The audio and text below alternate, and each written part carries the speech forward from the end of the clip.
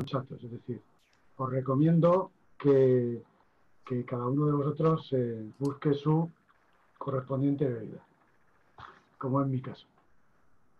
A ver, lo estamos haciendo por Zoom, como veis. En principio, dado que somos más de 20 personas, vamos a tener la misma norma que en las anteriores ocasiones. Es decir, estamos todos silenciados. A continuación de cuando yo os ponga estas normas, Fernando hará una presentación de Rodolfo, que es el conferenciante de hoy. Rodolfo compartirá su pantalla para que hagamos el seguimiento todos los demás.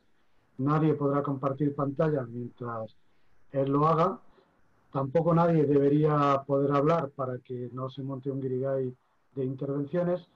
Y al final de la exposición entraremos en un coloquio cuyas preguntas, si no os importa, las tendréis que ir escribiendo utilizando la herramienta chat, en lugar de hacerlo a viva voz.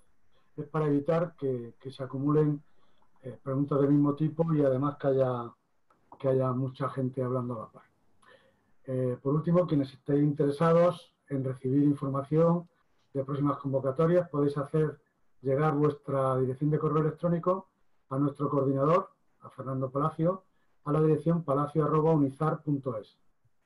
Dado que no existe interés comercial, el uso que se haga de vuestros datos se circunscribe exclusivamente a esta actividad. También tenéis que saber que bueno, ya lo habréis visto a través de la aplicación, que esta conferencia se está grabando. Muchísimas gracias por vuestra atención y espero que disfrutéis del acto. Adelante, Fernando. Muchas gracias, Paco. Bueno, me toca una tarea un poquito complicada, porque para mí es un enorme placer, enorme, presentar al profesor Rodolfo Miranda, pero también es un gran desafío. Y es porque presentar al profesor Miranda en un par de minutos es muy difícil, muy difícil. Su profunda curiosidad, su ingenio en enfocar problemas que le han llevado desde su licenciatura en físicas y posterior doctorado en la Universidad Autónoma de Madrid a explorar otras disciplinas que aparentemente no tienen nada que ver con la física, o puede ser la química o la biología recientemente. Ha publicado más de 300 artículos en muchas de las revistas más prestigiosas que hay internacionalmente. Ha colaborado con Media Humanidad, pero por destacar algo, pues yo he contado hasta 5 premios Nobel. Puedo mencionar, por ejemplo, su postdoc, su estancia postdoctoral con el profesor Gerhard Hertz, que lo inició en la física de superficies, física y química de superficies con ultra alto vacío. Estamos hablando de vacíos superiores a los que hay en el espacio completamente alejado del sistema solar y de sus cercanías. Pues ha trabajado con el profesor Albert Fehr, Premio Nobel de Física en 2007. Con él ha desarrollado películas delgadas, superredes magnéticas, etc.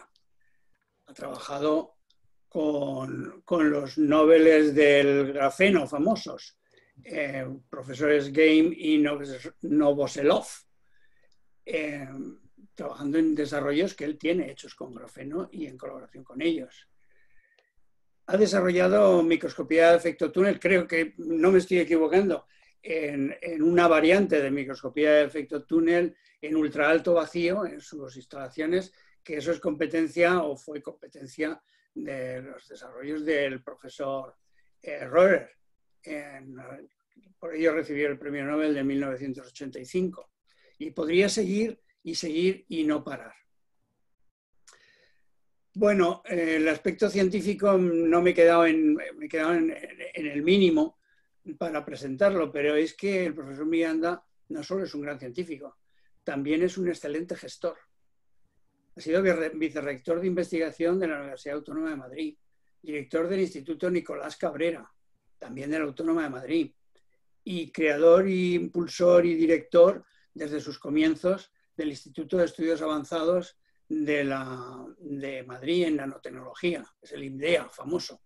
Este es uno de los centros estrella de investigación que tenemos en el país y está teniendo resultados excepcionales. él nos va a contar algo de esos resultados. Y por si fuera poco, el profesor Miranda es un gran comunicador, tanto en la distancia corta como en conferencias largas. Es capaz de hacer sencillos y explicar conceptos que son de extrema dificultad. Y lo hace como si fuera la cosa más sencilla del mundo. Yo quiero parar aquí porque no quiero enredarme en usurpar el tiempo del profesor Miranda. Pero Rodolfo, muchas gracias por haber aceptado la invitación de Chateando con la Ciencia, de corazón, de verdad. Bienvenido y ahora es tu turno. Muchísimas gracias, Fernando. Es un placer estar aquí con vosotros y ver algunas caras muy familiares. Conrado, que has pasado de ser user a ser Conrado como Dios manda. Bueno, me habéis abrumado, en particular Fernando, con esta presentación. En fin, espero que nos decepcione mucho el resto de la charla. Me tienes que permitir, Fernando, compartir pantalla, porque si no, no hacemos... Perdón. ¿Vale? Bueno, pues el objetivo, digamos, de este rato de chatear, digamos, con la ciencia, pues es intentar contaros un poco esto de lo que se nos viene encima con la nanotecnología. Algunos de vosotros pues ya sois perfectamente conscientes de lo que tenemos entre manos y otros pues tal vez menos, y me voy a dirigir especialmente, digamos, a ellos. Lo que viene ocurriendo sistemáticamente desde que empezó, digamos, la revolución industrial es que se vienen sucediendo bastante periódicamente, aunque el periodo se va haciendo cada vez más corto, una serie de olas de innovación en las cuales sistemáticamente ocurre, si podéis ver mi puntero, que hay un periodo de tiempo más o menos breve, de unos 20 o 30 años, en los que se desarrolla muchísimo un determinado tipo de ciencia que luego a continuación permite la aplicación durante un montón de años, típicamente 50 años o algo de ese estilo. ¿Se oye alguien? No, ya está silenciado. En el fondo. Bien, que permite, digamos, el desarrollo sostenido de tecnologías que en realidad están basadas, de aplicaciones que están basadas en estos descubrimientos de ciencia básica que han ocurrido, digamos, unos 20 típicamente años menos. Y en este momento tenemos la fortuna de estar viviendo el comienzo, algo más ya que el comienzo en realidad, de una nueva ola de innovación que está basada en la introducción de la nanotecnología y que va a cambiar nuestro mundo de una manera bastante radical. Como vamos a ver a lo largo de esta charla, la nanotecnología surge, digamos, la nanociencia en realidad surge del hecho de que desde hace más o menos 25 años o algo, o 30 años quizás, algo de ese estilo, empezamos a poder controlar la materia literalmente a la escala de átomos y moléculas individuales. Y a esa escala no hay diferencia entre la física, la química, la biología, la medicina o la ingeniería. Así que todas estas ramas académicas convergen en lo mismo y el resultado pues es realmente un tsunami que se está ya produciendo, digamos, en el mundo, que las primeras olas están llegando ya a la playa, las primeras aplicaciones, las primeras cosas que vemos en nuestro entorno cotidiano, pero que lo que viene es literalmente un tsunami que va a modificar, digamos, nuestro mundo de una manera completamente radical.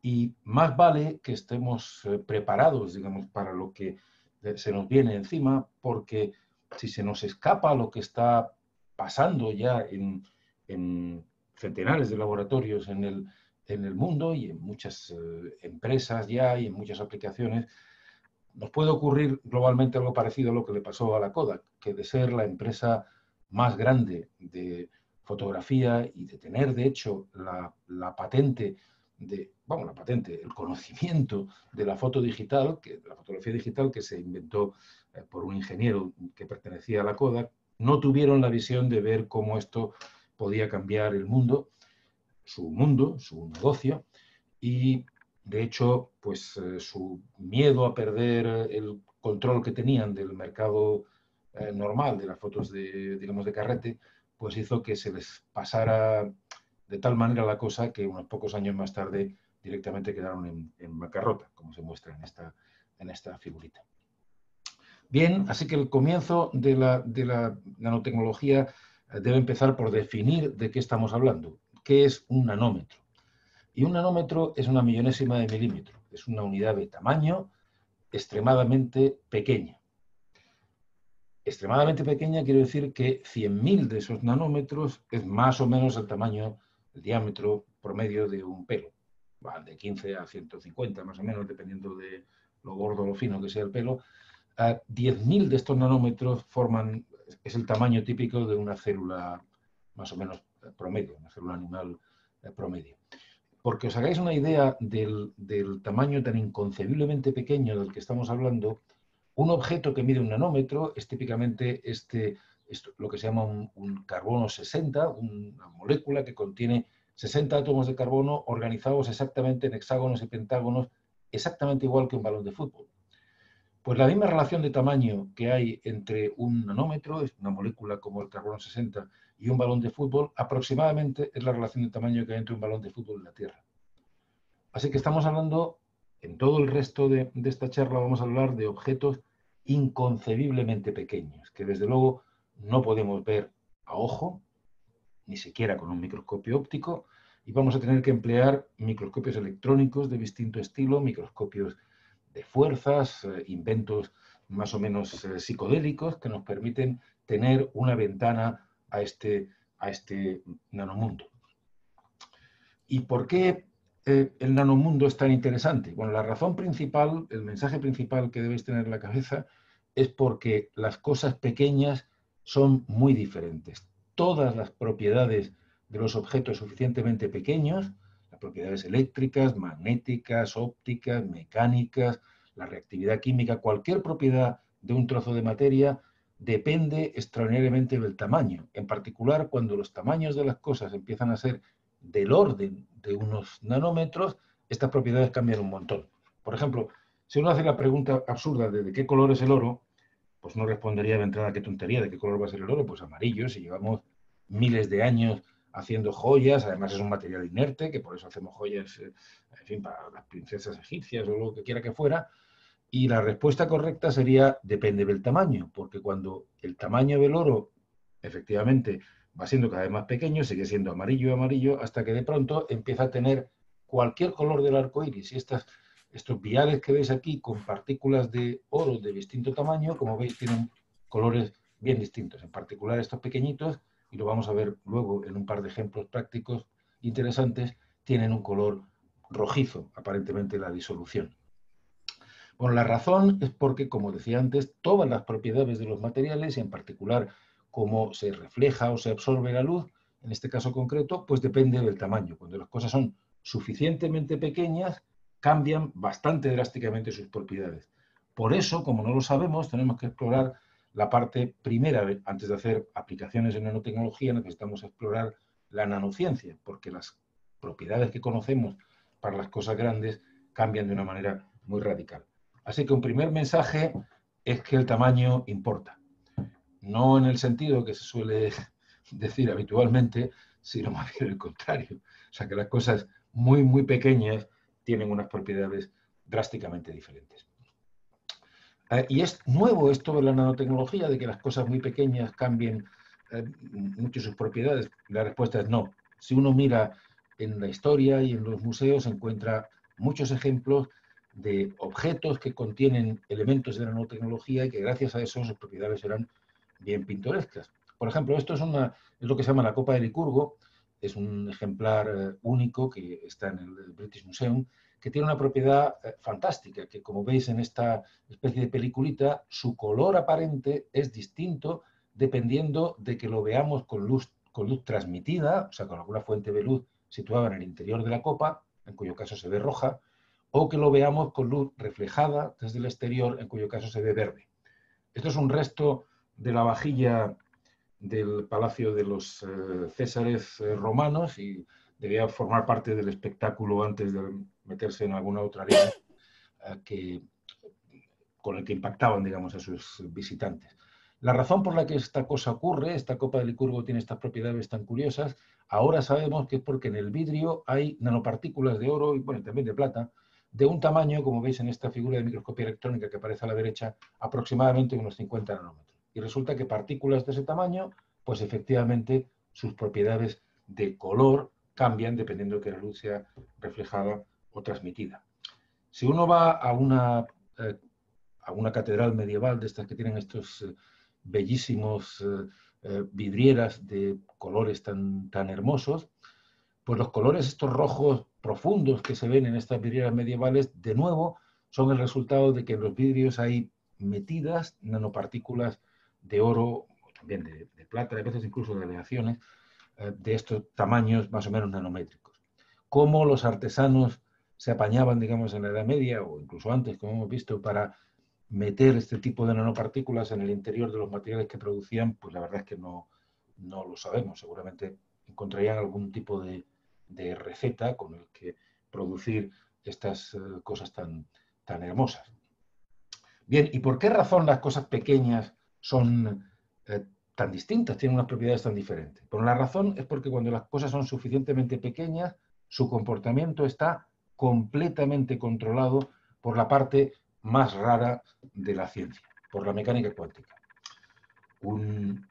Mucho más, o sea, la teoría más precisa que tenemos para explicar las cosas que ocurren es completamente antiintuitiva, tiene predicciones que son increíbles de creer, las cosas se pueden comportar como ondas, se pueden comportar como partículas, pueden estar simultáneamente en dos sitios al mismo tiempo, no saben qué van a hacer hasta que no midamos.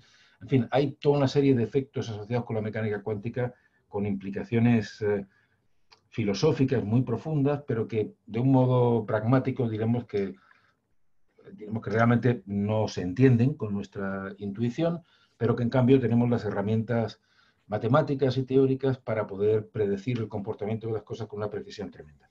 Y uno de los efectos de mecánica cuántica más pintorescos, debido no a Schrödinger, el de la ecuación que aparece aquí arriba, sino a George Gamow, este caballero que aparece aquí abajo, que es de los físicos más brillantes de la historia, a mi juicio, y probablemente uno de los más brillantes que no ha recibido nunca el premio Nobel, a pesar de haberlo merecido varias veces. Por ejemplo, este fue el que introdujo el concepto del Big Bang, en la explosión inicial en la que generó el universo, e introdujo este otro efecto que aparece dibujado aquí, el efecto túnel, que es algo completamente alucinante. El efecto túnel es algo completamente contrario a nuestra experiencia normal, que indica que si, por ejemplo, uno tiene una pelotilla de ping-pong y la tira contra una pared, pues la pelotilla rebota en la pared. O en el lenguaje del dibujito que hay aquí, si un objeto tiene energía total menor que una barrera determinada de energía potencial, no puede atravesarla porque cuando estuviera aquí dentro, su energía cinética sería negativa. Y la energía cinética todos sabemos que es un medio de la masa, que siempre es positivo, por la velocidad al cuadrado, que también es siempre positivo. Así que en física clásica, el león no puede atravesar esta barrera, ni la pelotilla de tenis aparecer del otro lado de la pared. En cambio, la mecánica cuántica es totalmente loca. El león o la pelotilla de tenis se comportan como una onda. Las ondas no se apagan cuando llegan a una barrera. Perdón. Cuando llegan a una barrera, de manera que hay una probabilidad pequeña, pero no nula, de que la partícula atraviese, mediante este efecto medio mágico, la pared prohibida y aparezca del otro lado. Bueno, en nuestro mundo, desde luego, los leones no hacen efecto túnel y no se salen, ni las pelotillas pasan las paredes, así que Tintín puede estar razonablemente tranquilo, pero cuando los objetos son muy pequeños y la barrera no es muy grande, hay una probabilidad de que eso ocurra. Y eso precisamente es lo que aprovecharon Gerd Wienig y Heinrich Roller, dos colegas con los que tuve la inmensa fortuna de trabajar cuando estaban desarrollando este objeto, este microscopio, que es realmente, a mi juicio, el origen de la nanotecnología. es la ventana que nos ha abierto las puertas al nanomundo, que nos ha dado un pelotazo, digamos, en la cabeza impresionante, que nos ha permitido imaginar montones de cosas que antes no veíamos. Es un instrumento que lo que hace es tener una punta metálica que se acerca muchísimo a la superficie que uno quiere ver, muchísimo quiere decir a la distancia de 1 o 2 átomos, pero sin tocar. Y a esa distancia, los electrones que están en la muestra que queremos ver tienen una probabilidad no nula de hacer como la pelotilla, de pasar del otro lado de la pared, o sea, de atravesar esta barrera de vacío y ser recogidos por la punta. Electrones que pasan de un sitio a otro, al final es una corriente eléctrica, muy pequeña, naturalmente, pero medible. Esta corriente depende muchísimo de la distancia entre la punta y la muestra, tanto que si nos alejamos el tamaño de un átomo, disminuye un factor 1000 la corriente. Así que es un elemento para hacer un feedback electrónico perfectamente controlable y, por tanto, que nos permite preparar algo en lo que una punta se mueva en barra, digamos, la superficie, muy cerca de ella, pero sin tocarla, moviéndose arriba o abajo para mantener esa corriente constante. Y el movimiento de la punta reproduce la forma de la carga que tenéis en la superficie. En nuestro mundo, si lo traducimos a nuestro tamaño, nos daremos cuenta de la dificultad enorme que tenía fabricar este instrumento inicialmente. Mucha gente consideraba que era imposible. Gamow había propuesto el efecto túnel en 1930, 32, para ser preciso.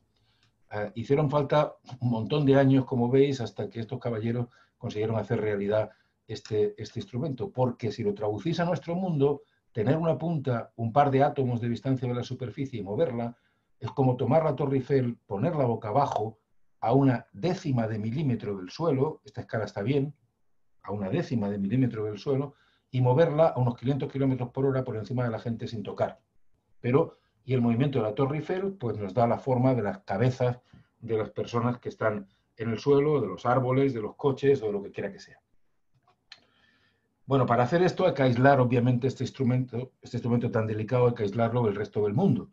Es muy fácil pensar simplemente que si no lo aislamos, nada se mantiene a una distancia de 2 átomos sin tocar en medio del ruido eléctrico, ambiental e incluso sonoro. O sea, la onda de presión de la voz mueve nuestro tímpano muchas decenas de miles más que esta distancia. Así que hay que meterlo en el interior de este tipo de naves, podríamos decir, espaciales, de cacharros de acero inoxidable y de vidrio, en cuyo interior se ha hecho vacío.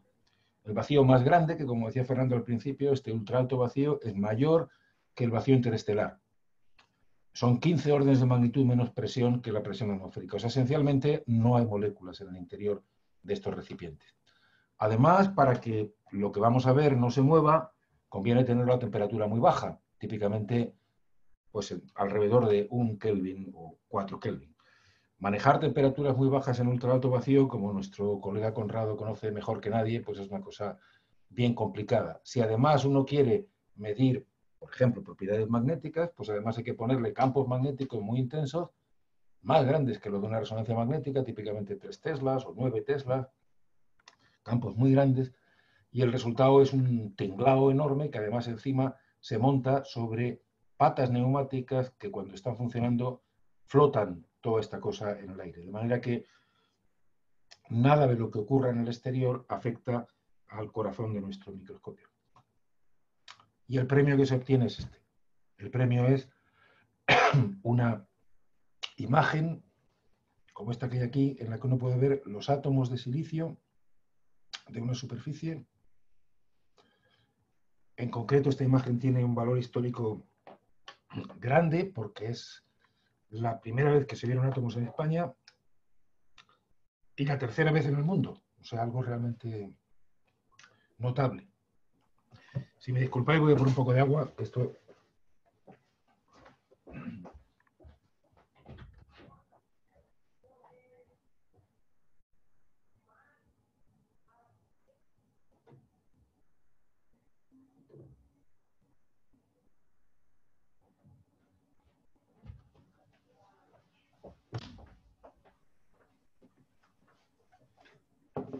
Bueno, disculpad que ya estoy de vuelta. Esta imagen demuestra que el sueño de Demócrito era verdad, que uno podía ver átomos. De hecho, esta imagen está sin tratar y estas rayas que veis aquí horizontalmente es el ruido resultante en el microscopio de los saltos de excitación que estábamos dando cuando empezamos a ver que se veían átomos por primera vez. En realidad lo que llamo aquí un átomo es la nube de carga externa del átomo, o para ser preciso, aquellos de vosotros que tengáis mayor formación científica, es el cuadrado de la función de onda de los electrones de la capa externa. Y a simple vista, en estas imágenes se puede ver que hay átomos, por ejemplo este que está fuera de su sitio, debería estar sentado aquí, se ha sentado en un sitio diferente. Aquí hay dos que se han sentado en un sitio distinto. Aquí hay uno que debe ser de una naturaleza química distinta porque es más chiquitito y más brillante. De hecho, ahora sabemos que es carbono. En aquel momento no lo sabíamos. Bueno, abrir la ventana a ver estas cosas, pues obviamente, como yo decía hace un momento, abre un montón de posibilidades. Uno puede ver moléculas encima de superficies. Estas moléculas los químicos las dibujan de esta manera que hay aquí y enseñan que tienen orbitales a una cierta energía, como este, por ejemplo, que está pintado aquí, que en el centro tiene una zona en la que no hay probabilidad de encontrar los electrones que están pululando en este orbital. Bueno, esta es la imagen de la molécula tomada la energía correspondiente para ver este orbital y como veis, pues aquí se ve el nodo en la función de onda y cada una de estas moléculas como si fueran pequeñas hormiguitas. Si la temperatura a la que está la muestra no fuera suficientemente baja, se estarían moviendo en esta superficie. Que es justamente lo que ocurre en este caso, en el que lo que depositamos es la molécula que mencionábamos al principio, el carbono 60, esta molécula que es como un pequeño balón de fútbol de 1 nanómetro, sobre una superficie de oro. Estas bolitas que tenéis aquí son los átomos de oro. Esto son 3 moléculas de este carbono 60 que no se ve muy bien, no se ve borroso porque está girando continuamente, a pesar de que esta foto, digamos, esta imagen está tomada a solo 4 grados Kelvin, o sea, 270 grados bajo cero. Hace falta bajar la temperatura bastante más, por debajo de 1 Kelvin, para conseguir dejar congelada el giro, digamos, de esta molécula sobre la superficie. Pero hay más, o sea, no solo uno puede inventar este primer microscopio, sino Gervini y su buen colega y amigo Christoph Gerber inventaron lo que se llama el microscopio de fuerzas, en el cual ni siquiera hace falta extraer electrones de la superficie, sino básicamente palpar, como se muestra aquí, tocar muy gentilmente con la punta de este microscopio la superficie y detectar la señal correspondiente. Esto que veis aquí son imágenes de lo que se llama microscopio atómico de fuerzas de no contacto, en el que hay cadenas de polímeros, de moléculas, y lo que veis aquí son imágenes en las que se ve cada uno de los enlaces de las moléculas, exactamente como lo dibujarían los químicos. Y podéis ver que estos son 2 pentágonos, estos son hexágonos.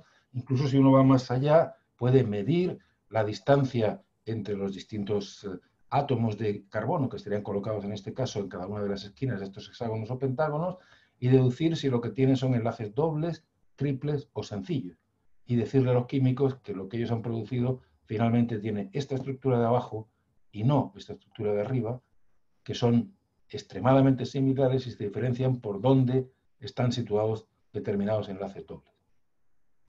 Naturalmente esto le vuela la cabeza literalmente a cualquier químico que pueda ver una cosa de estas en realidad y la imaginación pues se desborda.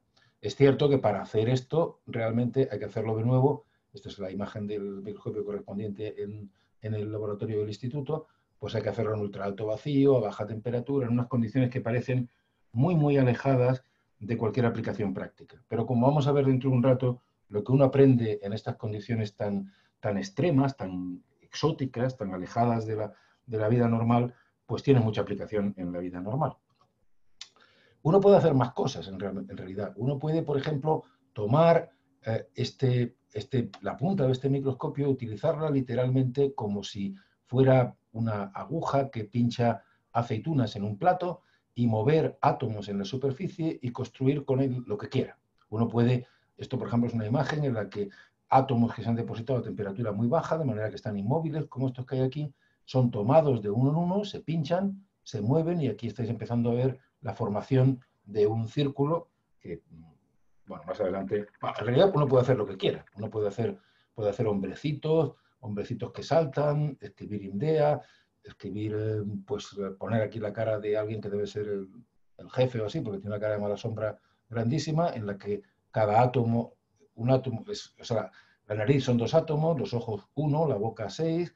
Uno puede decidir que no está bien que el hombre esté solo y crearle una compañera mucho más simpática, incluso con un pequeño moñito aquí, o dibujar algún símbolo esto de cuando, en fin, de cuando éramos mucho más jóvenes. En realidad, esto es un juego, por ahora, típicamente es el juego del viernes por la tarde, en el que cuando uno ha acabado ya de hacer todo lo que tiene que hacer de verdad de experimentos, pues se pone a hacer alguna tontería de este estilo, que solo se mantiene así, de nuevo, a temperatura muy baja, en ultra alto vacío, y que además es muy poco práctico porque puedes tardar 6 o 7 horas en hacer cualquier cosa de estas, o sea que realmente utilidad práctica por el momento no tiene ninguna, pero muestra hasta qué punto podemos controlar en este momento la materia, literalmente a la escala de átomos individuales y hacer con ellos lo que queramos. Pero además se puede emplear para comprobar cosas de ciencia mucho más profundas. Por ejemplo, decía al principio que la mecánica cuántica dice que las cosas son ondas o son partículas según se mire. Bien, en un metal como el cobre, lo que conduce la corriente eléctrica son electrones. Estos electrones estamos acostumbrados a pensarlos como pequeñas bolitas, objetos muy diminutos de carga que se mueven de alguna manera en un cable de cobre o lo que quiera que sea. Bien, si uno mira la superficie de un cristal de cobre, donde hay estos electrones que son libres de moverse en la superficie, las partículas libres, dice la mecánica cuántica, que se comportan como ondas. Y lo que estáis viendo en esta película que hay aquí es el montaje de un montón de imágenes de túnel en las que se ven las ondas de los electrones, cada una con su longitud de onda, que se puede medir con una regla, directamente la distancia entre 2 de estos máximos para la energía que estáis poniendo en este momento es la longitud de onda, y se comprueba, por ejemplo, que el principio de Broglie, como no podía ser probablemente de otra manera, es exacto, pero estos son las ondas de electrones que están rebotando en un escalón de altura monoatómica que hay aquí en la zona negra, como si fueran olas llegando al acantilado y rebotando. Además rebotan alrededor de estos 4 defectos que hay en la superficie, 4 átomos que son de otra cosa, y entonces los electrones que se están moviendo por ahí como la onda, pues se reflejan formando circulitos alrededor como si fueran gotas de agua que caen en un charco. Así que la mecánica cuántica es correcta y hay infinidad de demostraciones con estos instrumentos de su precisión, de hasta qué punto, aunque son cosas muy antiintuitivas, lo que vemos es completamente correcto con las predicciones, lo que se ve experimentalmente. Bien, hasta ahora pues hemos visto muchas cosas más o menos muy básicas, pero la pregunta es si con esto se puede hacer algo interesante, se puede hacer algo realmente útil. ¿Hay algún modo de pasar de esta nanociencia a nanotecnología?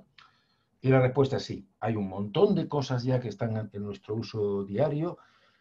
Muchas cosas que tienen que ver con nanotecnología probablemente están en nuestras manos ya, o estamos tocándolas, o están en aplicación en alguna cosa que tal vez pueda estar salvando nuestra vida, y realmente el futuro está ocurriendo delante de nuestros ojos y muchas veces, como los de la Kodak, no nos estamos dando cuenta de lo que está pasando. Un par de ejemplos. Ha mencionado antes Fernando nuestra colaboración, digamos, con Albert Fert y Peter Grunberg, que ganaron el Premio Nobel de Física hace unos años, porque desarrollaron algo absolutamente fantástico. Y el truco es, si uno prepara una película de unas pocas capas atómicas de cobalto, que es un material magnético, le crece encima 3 o 4 capas atómicas de cobre, que es un material no magnético, y encima pone otras 3 o 4 capas atómicas de cobalto, del mismo material magnético, o sea, prepara un sándwich, como si fuera un sándwich de jamón, queso y jamón, con 2 materiales magnéticos separados por uno no magnético, pues resulta que dependiendo del espesor del material no magnético que ponéis aquí en medio, la dirección de la emanación de las 2 películas magnéticas es antiparalela o paralela. En realidad este efecto lo descubrimos nosotros en el laboratorio. Un chico de los que estaba haciendo la tesis conmigo en aquel momento. Pero no sabíamos que valía para nada. Literalmente no teníamos la menor idea de que eso podía ser una cosa útil. así que se la contamos con mucho cariño en varias comidas y tardes y tal, Albert Ferret y otro caballero que se llama Stuart Parkin, que trabajaba en IBM en aquel momento, y ellos sí sabían que valía para algo. Albert hizo el experimento clave, que fue crecer una tricapa de estas y medir su resistencia. Y la resistencia eléctrica resulta que en presencia de un campo magnético cambia de ser muy alta a ser muy baja. Así que tenéis un magnífico sensor de un campo magnético. Un sensor que se puede hacer extremadamente pequeño porque es muy delgado y además lateralmente se puede hacer tan chico como queráis. Así que Stuart Parkin se fue e hizo la cabeza lectora de magnetoresistencia gigante en IBM, que emplea este truco, la puso en el mercado súper rápido, IBM. Peter Grumberg hizo una cosa todavía mejor. Después de esta conversación se fue y patentó la idea. Ni siquiera hizo el experimento y ni siquiera hizo la cabeza. Bueno, Albert Ferret y Peter Grumberg recibieron el Premio Nobel de Física unos años más tarde. Nosotros, aparte de mucho cariño y estas cosas, lo que podemos decir que nos queda con un cierto orgullo es que todavía Albert, Peter ya ha muerto, desgraciadamente. Cuando Albert todavía da charlas en las que se remonta al origen de los tiempos de la magnetoresistencia gigante, todavía suele mostrar las capas de cobalto y cobre con la combinación de colores esta que hay aquí, que era la que yo puse originalmente y que, en fin, pues tiene una cierta relación con nuestro país. Bueno, este es un ejemplo impresionante de lo rápidamente que podía pasar un descubrimiento del laboratorio. El descubrimiento del laboratorio es del año 87, 88, principios del 88. En el año 92 ya había una cabeza lectora en el mercado con esta capacidad que ahora está en todos los discos duros de todos los ordenadores que se venden en todas partes. En todos los iPods, iPads y lo que quiera que sea, la cabeza lectora que hay ahí es una cabeza de magnetoresistencia gigante. Como veis en esta curva, el crecimiento es una curva logarítmica. El crecimiento en la capacidad de almacenar cosas en el disco duro a partir de la introducción de la cabeza lectora de magnetoresistencia gigante es mucho más rápido, de hecho, que el crecimiento de la ley de Moore de la capacidad de manejo de información. Así que podemos almacenar información realmente tanto como queramos. Esta es la razón por la que uno puede comprar cada semana en el MediaMarkt un disco duro que tiene, yo qué sé, 10 veces más capacidad. No sé para qué vamos a querer almacenar tanta información, pero bueno, por lo que valga. He mencionado antes que hay aplicaciones de la nanotecnología que tenían interés práctico y algunas de ellas son muy antiguas. Por ejemplo, hay una nanoestructura de carbono que se llaman los nanotubos, que es más o menos como se muestra en esta figurita, algo que tiene del orden de 1 nanómetro de diámetro, más o menos como el tamaño del carbono 60, pero que pueden ser muy largos. Y estos objetos tienen unas propiedades mecánicas fabulosas, que además se las imparten fácilmente al material en el que están.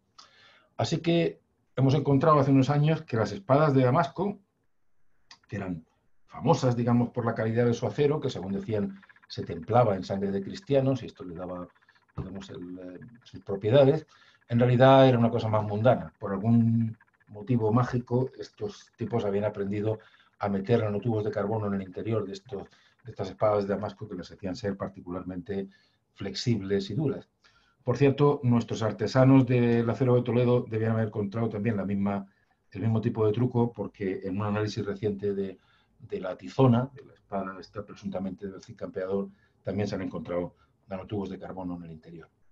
Así que estas aplicaciones prácticas son muy antiguas, verdaderamente, pero seguimos avanzando en este terreno. Y entre las nanoformas del carbono no solo tenemos el fullereno, que hemos mencionado antes, el carbono 60, el nanotubo del que acabamos de hablar, sino el grafeno, que estos dos colegas introdujeron también en un experimento famoso de un viernes por la tarde en el que se plantearon si era posible esfoliar grafito hasta dejar algo que fuera una sola capa atómica de espesor.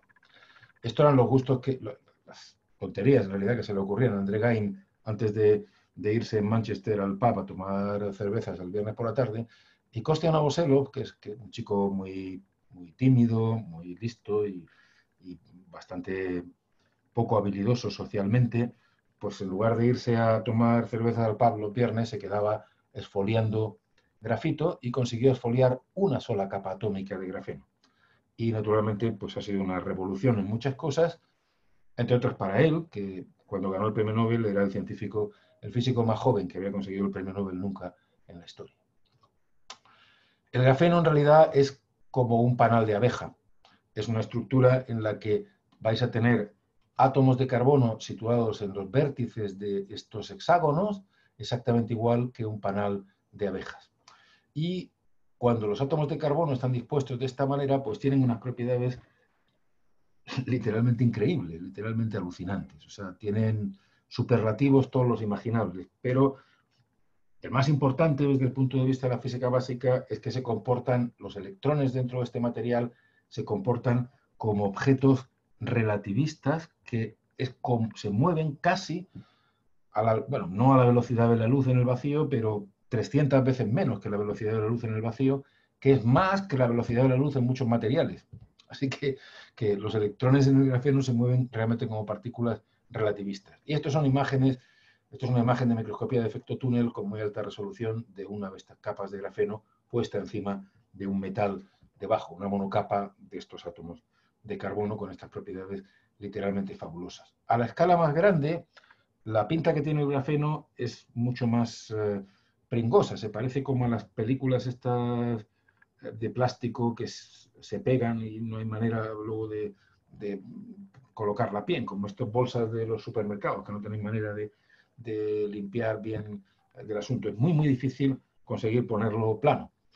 Claro, cuando se consigue poner plano en un tamaño razonable, pues hay un montón de aplicaciones que aparecen. Una de ellas es que uno puede hacer electrodos de grafeno que son transparentes, por ejemplo, pantallas táctiles para móviles, que son mucho más baratas que las que empleamos ahora mismo mayoritariamente. Conduce muy bien la corriente eléctrica y es transparente, de manera que se puede utilizar para ese tipo de cosas, pero además es flexible, con lo cual hay todo un mundo de electrónica flexible que está apareciendo cada vez más, con aplicaciones cada vez más interesantes, basado en este tipo de materiales. Además, uno puede hacer transistores con grafeno que son extraordinarios, literalmente. No tanto porque uno pueda emplearlos para la electrónica digital, para los ceros y unos, como un interruptor, porque desgraciadamente siempre conduce demasiado bien el grafeno, así que no se puede apagar su conductividad, no hemos encontrado ninguna manera muy inteligente de hacerlo, y el efecto es que para sustituir, digamos, los circuitos de ceros y unos de silicio, pues no funciona. Pero para hacer circuitos analógicos que conmuten a una frecuencia enorme, sí que son muy factibles. Nosotros hemos desarrollado en el instituto, en el INDEA, esta tecnología del grafeno. Es, que yo sepa, el único sitio en España en el que se pueden hacer estos circuitos de grafeno de muy alta frecuencia, estos transistores, que tienen frecuencias de corte, o sea, que pueden amplificar señales hasta el rango de los terahercios. Y esto es muy, muy interesante. Hasta una frecuencia tan alta se puede hacer básicamente porque los electrones en grafeno se mueven muy deprisa. Así que uno puede hacer que se muevan a un lado y a otro muy, muy deprisa y, por tanto, que puedan amplificar este tipo de señales de frecuencias en un rango extremadamente interesante, porque los terahercios es una frecuencia, digamos, que contiene muy poca energía, o sea, no daña, digamos, nada, pero atraviesan básicamente todo. Atraviesan la niebla, los tejidos, el plástico, la cerámica, los ladrillos, lo que queráis. Así que permiten, desde aplicaciones en seguridad en los aeropuertos mucho más controladas y, digamos, agradables y menos intrusivas que las cosas que se hacen ahora, pues hasta, evidentemente, detección de cáncer o cosas completamente absurdas como, esto es un ejemplo completamente ridículo, pero en fin, esto es la caja de plástico, de cartón de unos de estos, en fin, no vamos a mencionar la marca, de estos cafés, digamos, de cápsulas, y le hemos quitado, digamos, toda la cosa comercial, y que si uno la mira con terahercios, pues ve el interior de esta cosa a través del cartón sin ningún problema. Así que abrirnos de nuevo la ventana a los terahercios, a toda la electrónica de terahercios y sus aplicaciones, yo creo que va a ser algo muy importante relacionado con el grafeno. Bueno, dejadme que os lleve ahora a otro de los terrenos de las aplicaciones de la nanociencia más importantes a mi juicio y más cercanos a mi interés, digamos, último. Cuando yo era jovencito, y bueno, por lo que he visto antes, algunos de vosotros también, probablemente vimos una película que se llamaba Viaje Alucinante, en la que se reducían de tamaño muchísimo a unos científicos, bueno, y a un submarino, y se metían en el interior del cuerpo de un científico, un físico, que los malos le habían dado un golpe en la cabeza, entonces tenía un derrame cerebral muy malo y había que salvarlo porque tenía una fórmula en su cabeza, y entonces pues era muy importante salvarlo. Así que estos empequeñecidos todos pues se movían por el cuerpo. La película era extremadamente interesante porque pasaban, o sea, los leucocitos y todo tipo de cosas del cuerpo se empeñaban en romperle el traje de astronauta a Raquel Welch, y entonces pues era una cosa que tenía mucho, en fin, mucho interés por ver lo que ocurría. Bueno, naturalmente esto es ciencia ficción pura y dura, y sigue siendo ciencia ficción, pero hacemos algo que se empieza a parecer bastante a esto. En el primer ejemplo que os voy a contar se refiere a nanopartículas, objetos de nuevo, como hemos visto antes, de unos pocos nanómetros, en este caso nanopartículas magnéticas, o mejor dicho, paramagnéticas, partículas que no se comportan como un imán a temperatura ambiente y cuando uno las pone en presencia de un campo magnético que se mueve lentamente, pero que si uno las coloca en presencia de un campo magnético que hace un ciclo, el signo del campo magnético mucho más rápido, cada vez más rápido, digamos hasta kilohercios o decenas de kilohercios, entonces el ciclo de histéresis se empieza a abrir, o sea, las nanopartículas estas se empiezan a calentar. Y con esta idea uno puede preparar nanopartículas funcionalizadas en su superficie de manera que reconocen las células tumorales, y solo las células tumorales.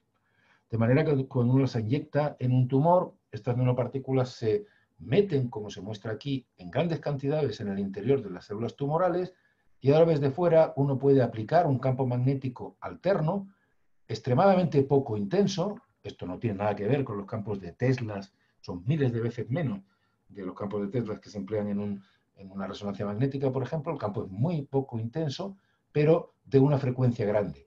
Y al tener esta frecuencia grande, se empieza a abrir el ciclo de histéresis, la nanopartícula se calienta, y el resultado es que se calienta la célula que se la ha comido, y cuando la célula alcanza la temperatura suficiente, que es literalmente 42,8 grados, muere. Y mueren todas las células tumorales. Así que uno puede crear un tratamiento en el que, aquí hay ejemplos en los que se muestran con animales de laboratorio, o sea, con ratones a los cuales se ha inducido un tumor determinado, en este caso en concreto era un tumor de páncreas, se inyectan las nanopartículas, se aplica el campo magnético y al cabo de 28 días, que es el tiempo máximo en el que se pueden tener estos animales sin sacrificarlos por los protocolos éticos de trabajo con animales, pues se observa que si la distribución de nanopartículas que se ha colocado es suficientemente uniforme, desaparece el tumor. El tumor correspondiente decae de manera muy notable en su tamaño, mientras que si uno no hace nada, no aplica el campo magnético o inyecta solo las nanopartículas, en fin, no hace las cosas completamente bien, pues el tamaño del tumor sigue creciendo durante este tiempo. Esta tecnología llevamos ya mucho tiempo desarrollándola. Si en animales de laboratorio funciona perfectamente bien, esto es un ejemplo reciente de cómo eliminar, digamos, un tumor mediante este tratamiento de hipertermia, y esto está actualmente en fase clínica ya en humanos, en concreto en el Vall d'Hebron. Bueno, veremos, digamos, cómo funciona o no funciona, digamos, en seres humanos. Por ahora funciona en aquellos tumores que se puede inyectar directamente y no en aquellos que son difusos, ni por inyección intravenosa. O sea, debe ser por el momento por inyección intratumoral. Pero bien, tenemos una cierta esperanza de que estos estudios clínicos acaben, en fin, bien. Dejadme que os muestre otro ejemplo del uso de nanotecnología en nanomedicina, otro proyecto que estamos desarrollando en el instituto, en este caso en colaboración con el Hospital de Parapléjicos de Toledo y con un proyecto europeo también enorme que coordinamos nosotros. La idea es hacer un bypass en la gente que tiene cortada la médula espinal, que como sabéis es un tipo de desgracia, afortunadamente no muy frecuente, pero terrible realmente, porque ocurre muy frecuentemente a gente joven, porque genera una cantidad de sufrimiento en el paciente, en su familia, en todo, brutal, y porque representa unos costes sociales enormes. La idea es hacer literalmente un bypass, o sea, es crear un sensor magnético, en este caso un nanosensor de la señal que viene del cerebro, pasar esa señal, amplificarla convenientemente, todo implantable, amplificarla convenientemente y pasarla a un estimulador que hay del otro lado, a un conjunto de nanoelectrodos que hay del otro lado del corte de la médula espinal, de manera que estos nanoelectrodos pasan la señal al resto de la médula espinal hasta las piernas. Y, lo más importante, reciben la señal de vuelta de las piernas porque de este lado del corte vuelve a haber otro sensor que recoge esa señal, la amplifica y la manda del otro lado a otro nanoelectrodo que vuelve a mandar la señal al cerebro. De manera que el cerebro vuelve a aprender que tenemos piernas. Este implante, bueno, tal como estamos, digamos, en este momento, es una cosa muy, muy pequeña que se puede implantar perfectamente bien y que los neurocirujanos claman que no tendrían, digamos, ningún problema para hacer esto. Esto quiere decir que tenéis que ser capaces de detectar esa señal magnética a temperatura ambiente, que no podéis emplear apantallamiento magnético y que tiene que producir muy poco desastre, digamos, de reacción en el cuerpo, digamos, al implantarlo. Bueno, ¿dónde estamos ahora en este proyecto? Pues estamos en demostrar su factibilidad, por ahora, en cortes de médula espinal de ratas, sin nada que ver con implantarlo siquiera todavía en una rata como tal. Pero quería compartir con vosotros estos resultados que son muy optimistas. Aquí lo que veis es la estimulación de la señal que disparan las neuronas de este corte de la médula espinal de la rata, que se disparan en este caso químicamente. Uno puede introducir, digamos, esto en un liquidillo que los químicos saben preparar de manera que dispara así. Bueno, y esto es la medida de la señal en nuestro sensor magnético, que como veis, bueno, no en todas las veces, pero bastantes veces sí detecta el lanzamiento de esta señal que están disparando las neuronas de una manera muy notable, muy claramente muy por encima del ruido. Así que, en principio, podemos detectar efectivamente la señal magnética que viene del cerebro de esta manera y amplificarla y estimular. Y esto es lo que se demuestra en este otro experimento, donde uno lo que hace es estimular un conjunto de nanoelectrodos sobre los cuales se han crecido estas neuronas, de manera que ahora se le pasa la señal eléctrica amplificada, que vendría, digamos, de amplificar la señal anterior, no mucho, por cierto, hay que amplificarla relativamente poco. Y entonces el resultado es que efectivamente cuando le llegan estos trenes de impulso a través de los electrodos estos a las neuronas, pues las neuronas disparan con una eficiencia extraordinaria. Y si por el contrario no bloqueamos el efecto este farmacológicamente, pues no hay señal. Así que en principio, en esta cosa somos capaces de, por el momento, al menos en el laboratorio, de detectar la señal que viene del cerebro y de estimular las neuronas con la señal correspondiente suficientemente amplificada. Y dejadme que os cuente este último ejemplo porque vamos a volver prácticamente al principio y tiene que ver mucho con la actualidad. Estamos desarrollando también, con financiación del Instituto de Salud Carlos III, en esta convocatoria urgente para intentar encontrar, digamos, maneras de pelear con el virus este que nos tiene a maltraer. Estamos desarrollando un sensor basado en nanopartículas de oro, que a estas alturas del partido ya sois expertos en saber que las nanopartículas de oro, si están separadas unas de otras, dan un líquido de color rojizo, dependiendo del tamaño de las nanopartículas de oro, pues emplear un sensor que cambie el color para detectar la presencia de este virus. Naturalmente, como he mencionado antes, dependiendo del tamaño de nanopartículas que empleéis, pues el color es un poquito distinto. Bien, en todos los casos, más o menos rojizo. ¿Y qué es lo que hacemos? Pues lo que hacemos en este caso es funcionalizar, o sea, pegarle a la superficie de estas nanopartículas de oro un trozo de DNA que es complementario al RNA del virus. De manera que, y además, de un modo que este hilo, digamos, de DNA está cerrado sobre sí mismo porque en el interior tiene unas moléculas que básicamente son unos derivados del colesterol que hacen que estén plegados sobre sí mismo. Así que estas nanopartículas de oro, así, cuando no están en presencia del RNA del virus, se mantienen lejos unas de otras y dan un color rojo rojizo, como esto, dependiendo de la densidad de nanopartículas y su tamaño, pero claramente no transparente, sino rojizo, a la disolución. Si uno a la disolución le añade ahora el RNA del virus, lo mismo que se emplea para hacer una PCR, la misma extracción, digamos, de la carga viral del interior de los virus de estos del SARS-CoV-2, pues este RNA se pega de una manera extremadamente sensible y extremadamente selectiva a este DNA y lo abre. Y al abrirlo se expone la molécula de colesterol que están por el otro lado, y el resultado de esto es que esta nanopartícula ahora se convierte en una estructura que es inestable en la disolución, que precipita y cae al fondo del vial, donde dejando el sensor, digamos, el líquido transparente.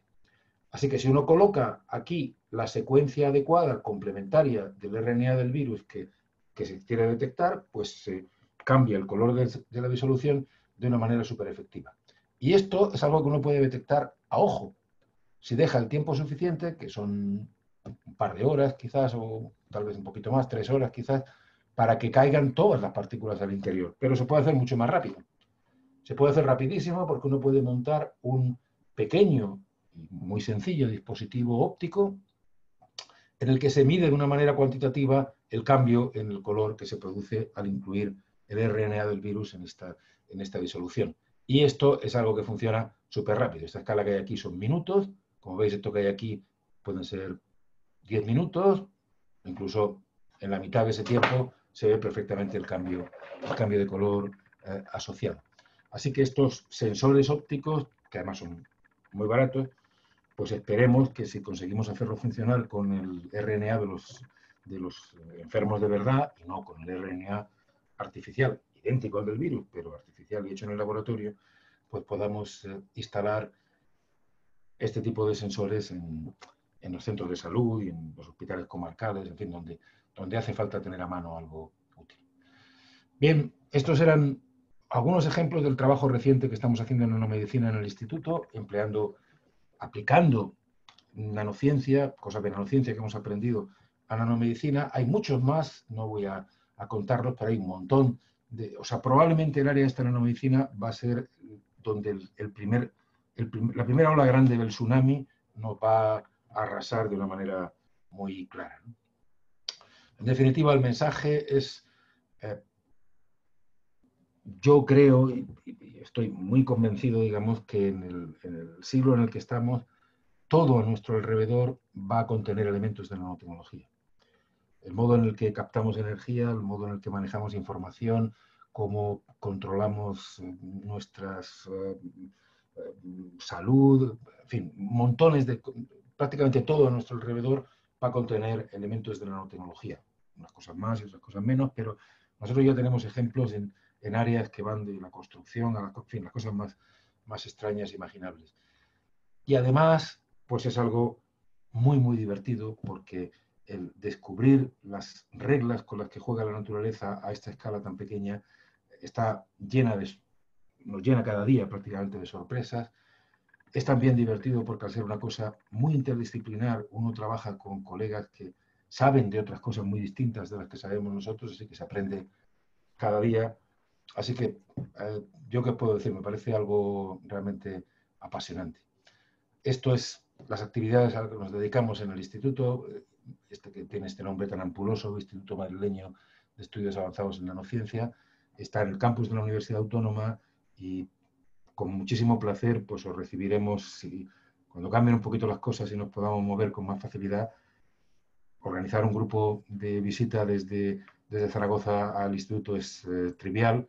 Conrado conoce bien el camino.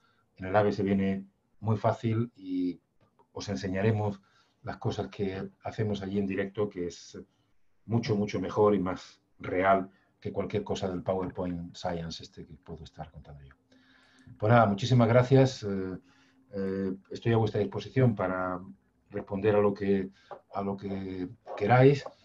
Y pues voy a dejar de compartir pantalla después de hacer un poco de propaganda de los cuadros de mi ahijada, que tiene mucho talento y que también es de Almería, como yo.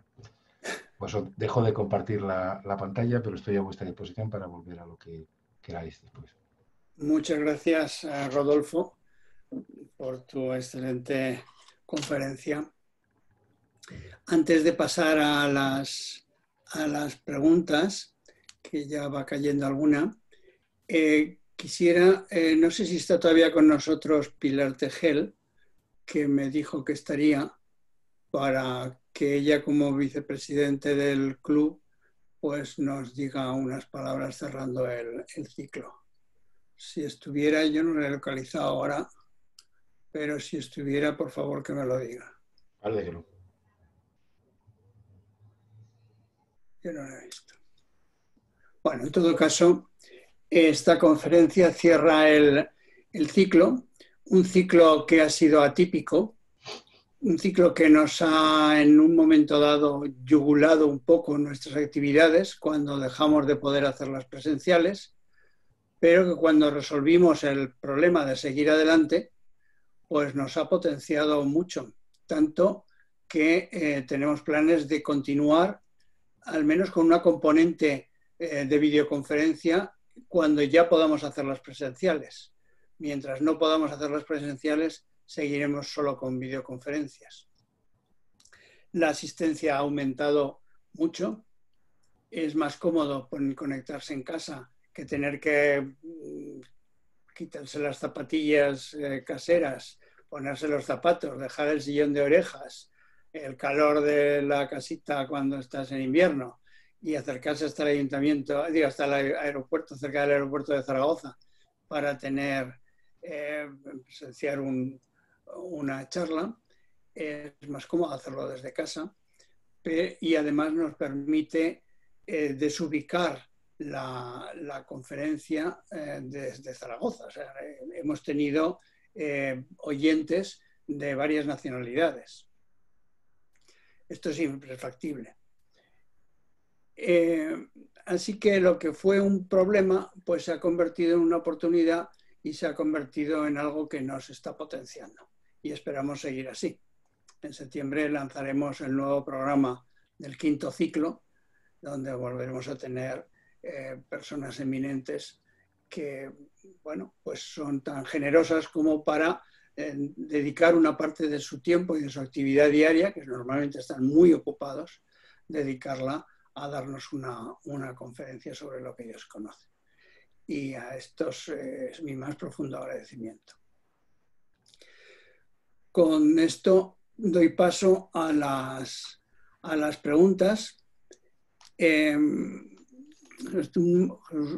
J. Martín se ha tenido que marchar, lo verá en grabación. Y tienes un aplauso. Aplausos te estás recibiendo uno detrás de otro. Lo que pasa es que no se oyen, pero son de palabra. Bueno, le puedes dar el sonido a quien sea para hacer la pregunta, ¿eh? Un poco... Sí, pero hay bastante gente y entonces es un poquito complicado. Bueno, como tú quieras. Mira, mientras van entrando preguntas, yo tengo alguna que hacerte.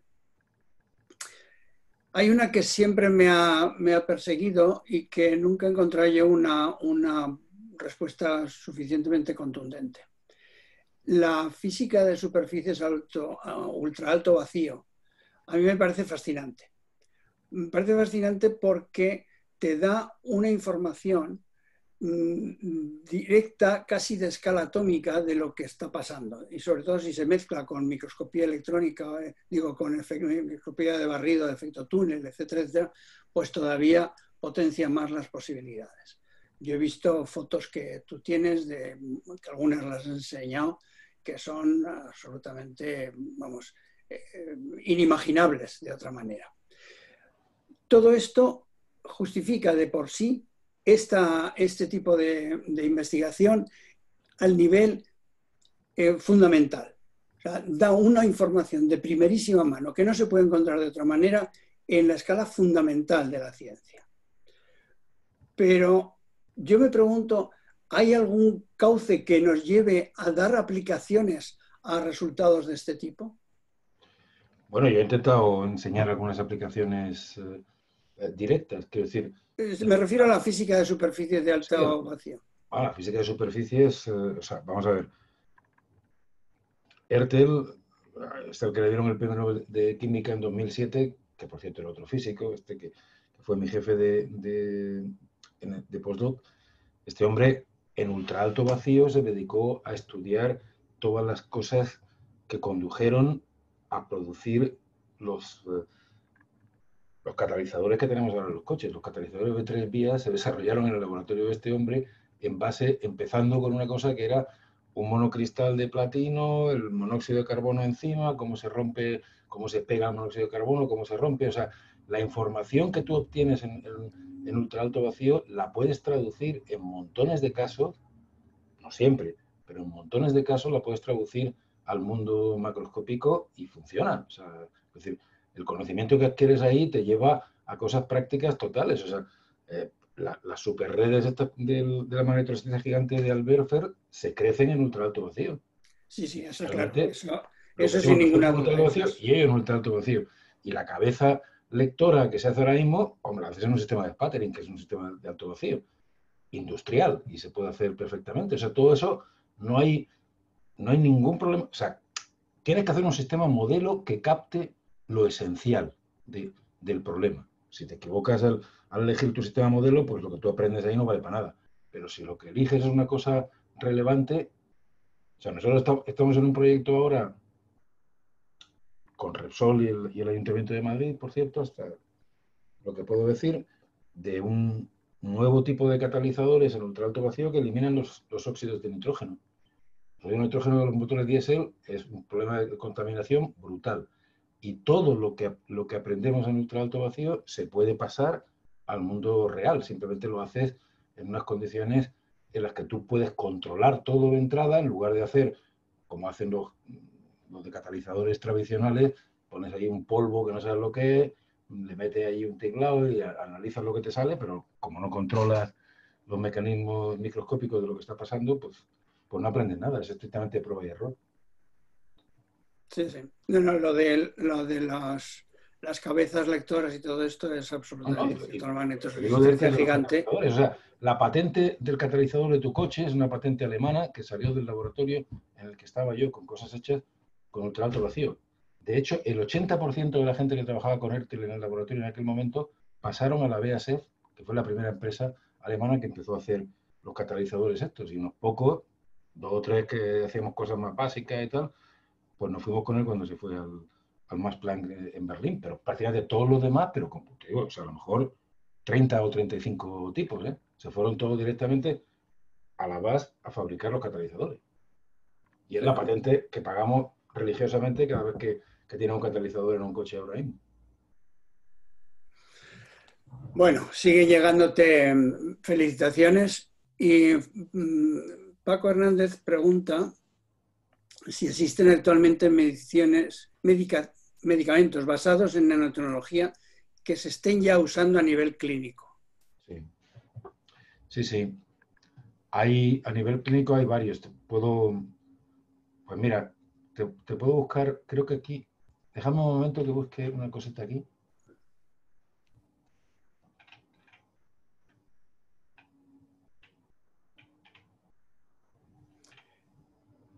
Yo hay uno que te puedo mencionar, que lo has mencionado tú indirectamente, que es en la magnetotermia con partículas magnéticas. Hay un tratamiento que fue pionero, fue el primero que se empezó a hacer en Alemania para tratar de resolver el problema del tumor de glioblastoma de cerebro. Es un tumor que no es atacable por cirugía ni por nada de esto. Y ese ya estaba, cuando yo estaba activo en investigación, ese estaba en fase clínica 2. Con lo cual, esto hace ya 6 años o 7, pues ya me imagino que habrá pasado. Mira, aquí, si estáis viendo mi pantalla, aquí en esta transparencia menciono 3 medicamentos que están que son comerciales y que se emplean actualmente: el Doxil, el Abraxane y el Taxol. Sí.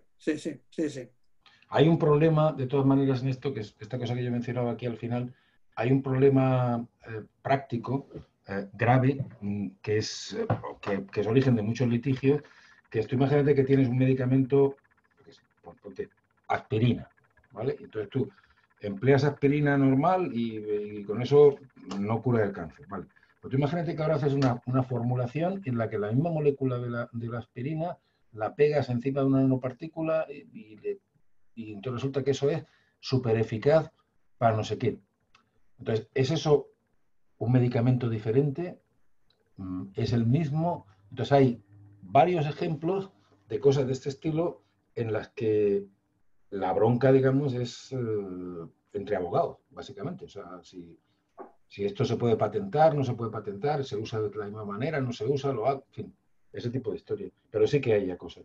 Sí, una discusión del tipo de lo que hubo en mis tiempos sobre si las nanopartículas eran un instrumento o eran un medicamento, ¿no? Que claro, tenían al principio una permisividad para, bueno, pues había productos que estaban en las farmacias que se vendían y que tenían nanopartículas magnéticas porque no tenían las regulaciones que requiere un medicamento. claro. Si es lo que llaman un medical device, la regulación es diferente. Claro. Mira, Pilar Tena pregunta, no consigo yo entender bien por dónde van sus tiros, pero pregunta sobre el ordenador cuántico de IBM y me imagino que de Google también, están ahí los dos compitiendo. La inteligencia artificial no es un problema tanto de nanotecnología, aunque la nanotecnología puede facilitarla porque los microprocesadores tienen nanotecnología. ¿Y cómo esto puede cambiar nuestro presente? Bueno, el ordenador cuántico, bueno, nadie sabe si vamos a ser capaces de hacer un ordenador cuántico o no. Es probable, pero no lo sabemos todavía. Y lo que ahora hay en el mercado, digamos, como que se vende como ordenadores cuánticos, no son ordenadores cuánticos en realidad. Pero no importa, porque la idea es muy buena, hay un montón de gente trabajando en eso y está completamente basado en la nanotecnología.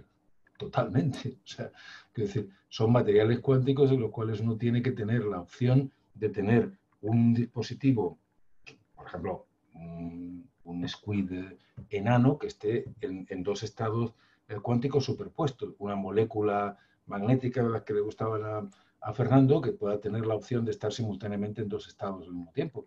Y todo eso es estrictamente un problema de nanotecnología. De hecho, los candidatos más físicos, más potentes para poder ser los bits cuánticos que uno necesita para poder fabricar un ordenador cuántico, son todos objetos de este estilo.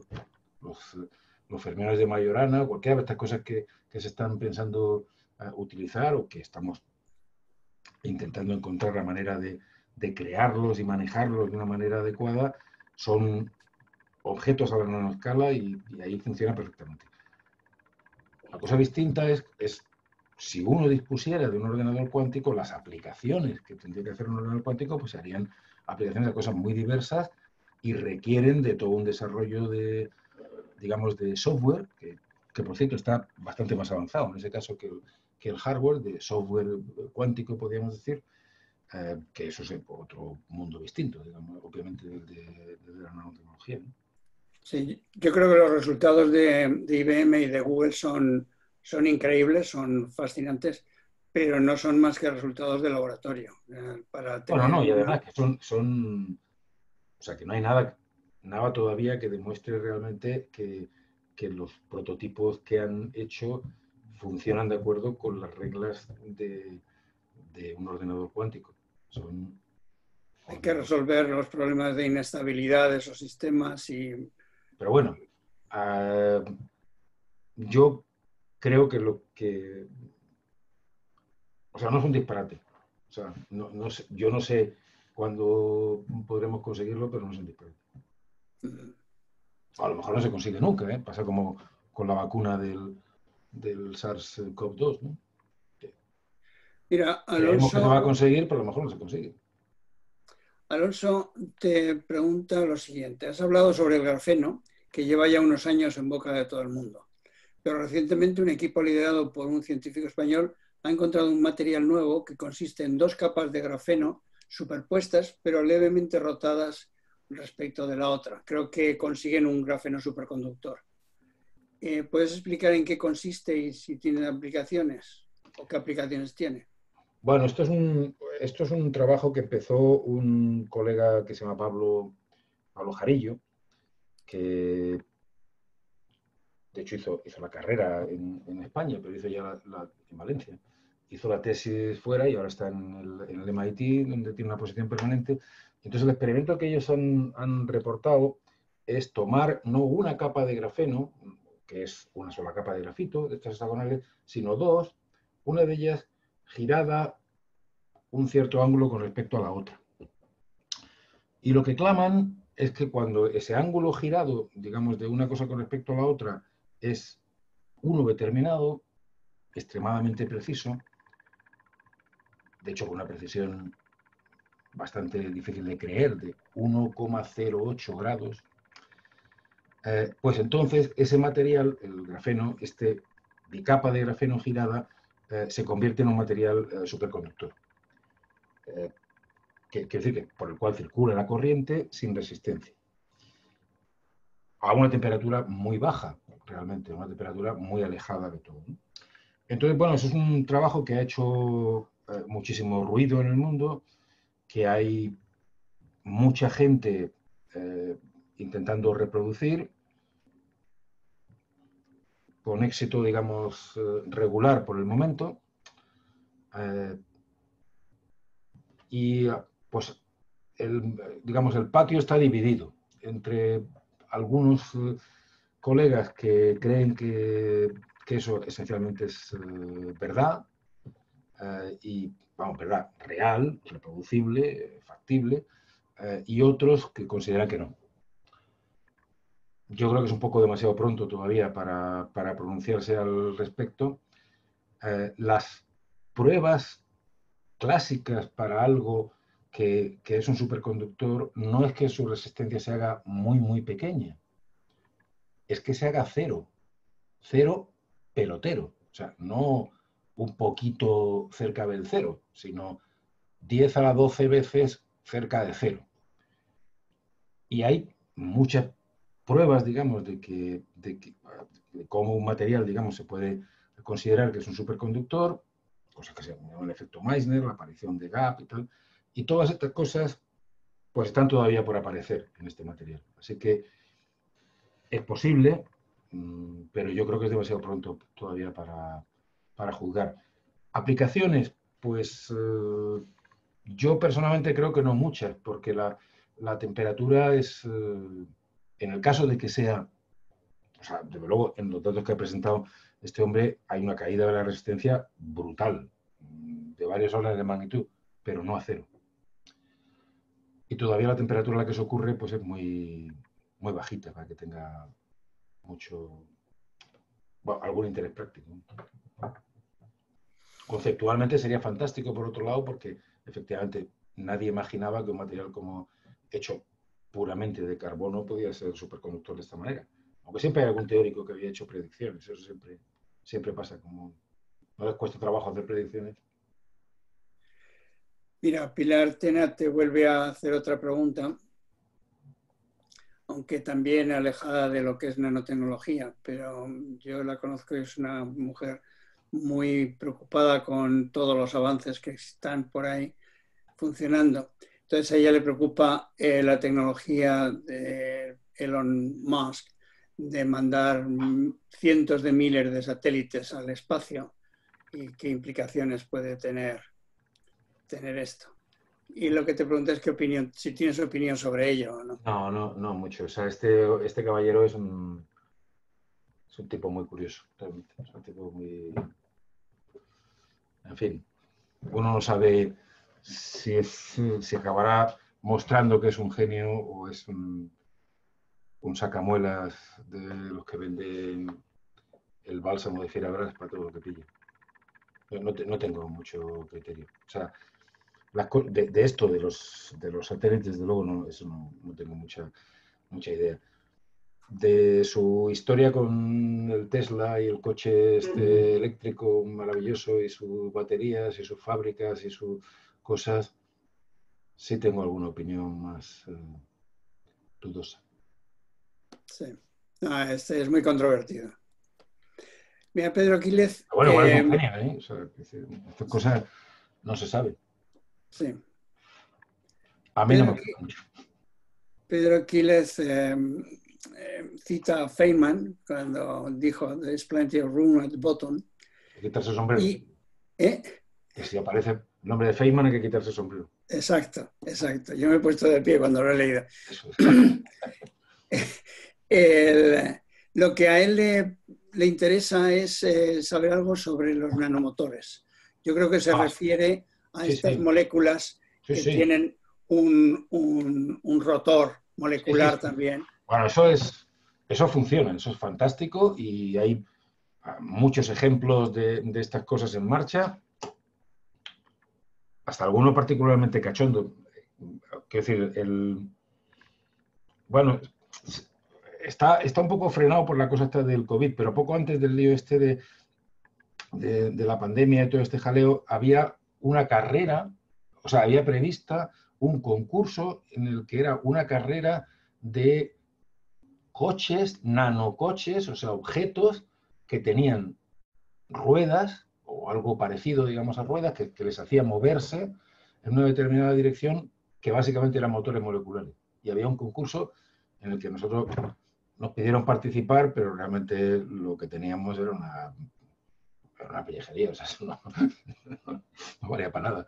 Pero sí que hay gente haciendo cosas de estas incluso ya muy divertidas, o sea, es decir, una especie de cochecito que se, bueno, más o menos, incluso las moléculas la han hecho, la han diseñado de una manera que tiene una forma.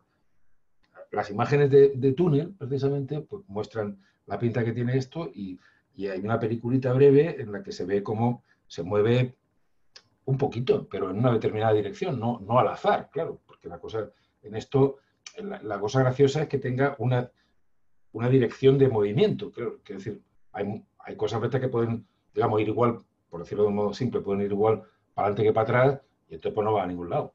O sea, lo que te interesa, digamos, es un sistema de estos que al final te confiera una direccionalidad, que haga algo de una determinada manera preferente a hacerlo lo contrario, ¿no? Pero hay un montón de cosas de estas, sí, es fascinante.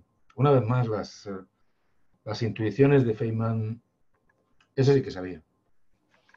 Sí. Eso sí que sabía. Tenía una idea clara.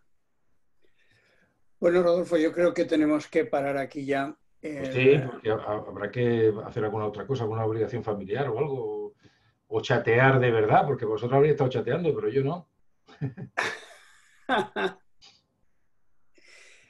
No sé, ¿cómo quieres? Pues nada, yo un placer. Si no tenéis más preguntas o cosas de estas, pues daros las gracias por vuestra atención y que, bueno, espero que en algún momento nos veamos en directo y que lo que decía al final de que penséis en algún momento intentar, si os apetece, organizar una cosa que de visita al instituto, pues vais a ser muy bienvenidos, que ver las cosas en la realidad siempre es mucho más potente que ver las cosas en una pantalla. Desde luego es espectacular. Ver el equipamiento que tienes allí es francamente espectacular. Bueno, las cosas que están haciendo, hablar con la gente, ¿sabes? Con los chavales, y lo más fascinante es la ilusión de los chavales. Eso es lo que no tiene precio. Pues oye, muchísimas gracias, Rodolfo. Muchísimas de nada a vosotros. Bueno, tú has sacrificado bastantes horas de tu tiempo para estar con nosotros. Es un placer. Y contarnos todas estas aventuras de la... Si os ha resultado interesante, ya merece la pena.